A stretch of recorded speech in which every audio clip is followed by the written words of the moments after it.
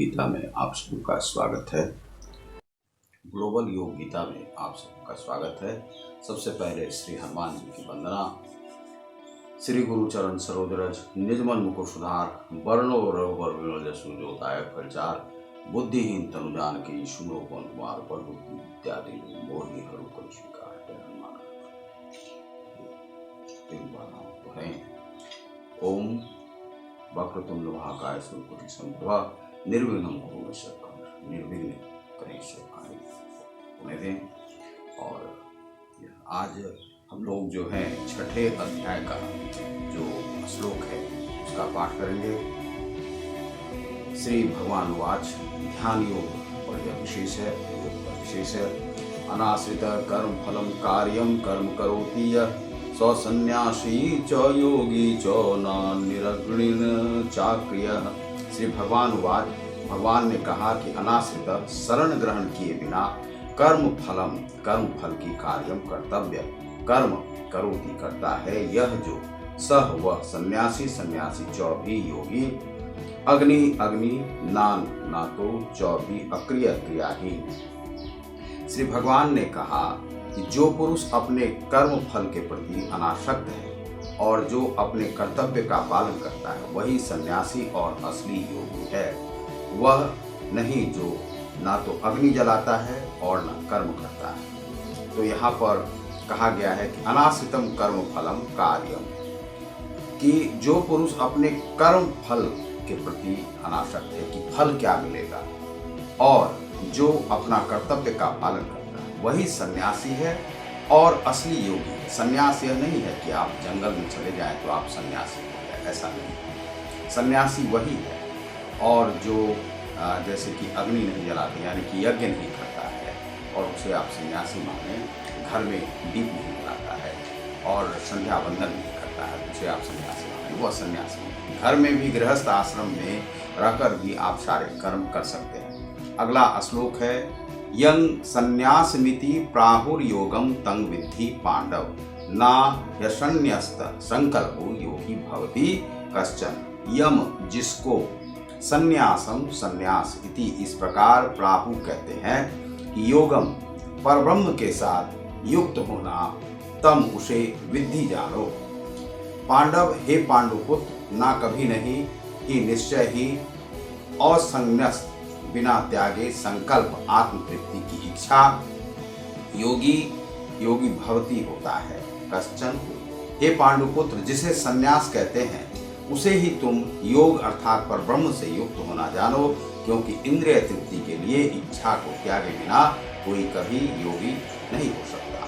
इंद्रिय तृप्ति केवल इंद्रियों के वशीभूत रहकर अपने सारे कार्यों को करना और कोई ईश्वर के लिए अपने योग के लिए क्रिया योग के लिए कोई कार्य नहीं करना, तो वह संन्यास नहीं है। और संन्यास वही है जो घर में भी रहकर योग कर्म से और नेह लगाकर ईश्वर से और संध्या वंदन करते हुए वही सन्यासी। यह श्री कृष्ण यहाँ पर कहते हैं। अगला जो श्लोक है आरूढ़ो मुनेर योगम कर्म कारण मुच्यते योगारूढ़स्य तस्यैव समा कारण मुच्यते। आरूढ़ो कारण जिसने अभी योग प्रारंभ किया है, मुनि की कारणम साधन उच्यते कहलाता है। संपूर्ण भौतिक कार्यकलापों का त्याग कारण उच्यते कहा जाता है।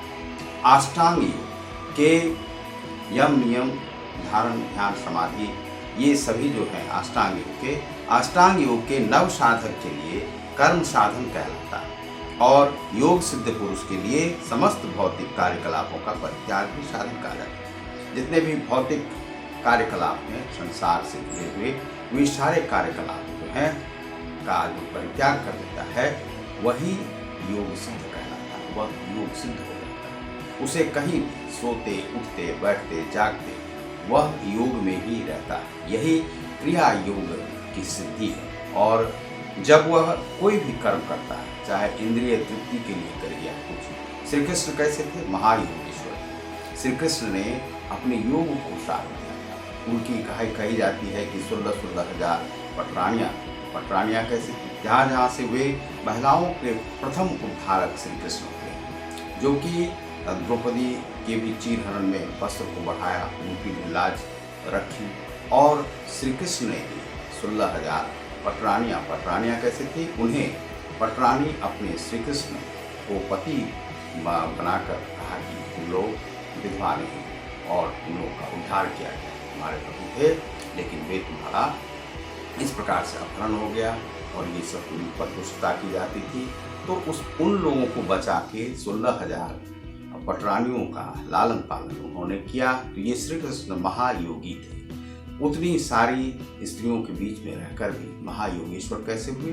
क्योंकि वे योग सिद्ध थे। उन्हें इंद्रिय तृप्ति और इस सब की आवश्यकता नहीं। संसार में रहते हुए भी वह सारा कर्म कर सकता है, वही योग सिद्ध है। महागृहस्थ जो है वह योग सिद्ध होता है। कैसे होता है? क्योंकि अपने परिवार में रहते हुए, हर खुशी को बांटते हुए, हर दुख को बांटते हुए वह अपने परिवार की जीविका चलाता है, साधु सन्यासियों की भी जीविका चलाता है और भारत देश को भी देखता है। तो वह यदि सारे गृहस्थ, सारे लोग सन्यासी हो जाएंगे तो देश कैसे चलेगा? तो इसलिए पलायन की हम बात नहीं करते हैं, हम करते हैं इसी संसार में रहकर आप योग सिद्ध बन सकते हैं, क्रिया योगी हो सकते हैं। संध्या वंदन करें, यदि छूट जाता है तो कोई बात नहीं, लेकिन नियमित रूप से आप कर सकते हैं। यदि आपके पास 5 मिनट का भी समय है तो आप कर सकते हैं। सारे कर्मों को करते हैं, क्योंकि श्री कृष्ण ने कहा है कि हर कर्म उन्हीं को प्राप्त होता है और महायोगी वही है जो कि या तो अपने कर्म को करता हुआ, तो कर्म को भी पूजा माना गया है। यदि आप योग करते हैं तो योग के माध्यम से, यज्ञ के माध्यम से, भक्ति के माध्यम से और नवधा भक्ति के भी माध्यम से आप योग को सिद्ध हो सकते हैं। यह क्रिया योग में भी है कि आप यदि ईश्वर से योग के माध्यम से भी नेह लगाते हैं, ध्यान योग के माध्यम से भी नेह लगाते हैं, तो आपको श्री कृष्ण सिद्ध होते हैं। श्री कृष्ण एक ही ब्रह्म नहीं, एको हम द्वितीयो नास्ति, वही एक है जो कि हर जगह विराजमान है, तो वही श्री कृष्ण है। तो हम लोग ध्यान योग में यह व्याख्या देखेंगे। बहुत बहुत धन्यवाद। आप देख रहे हैं ग्लोबल योग गीता। नमस्कार।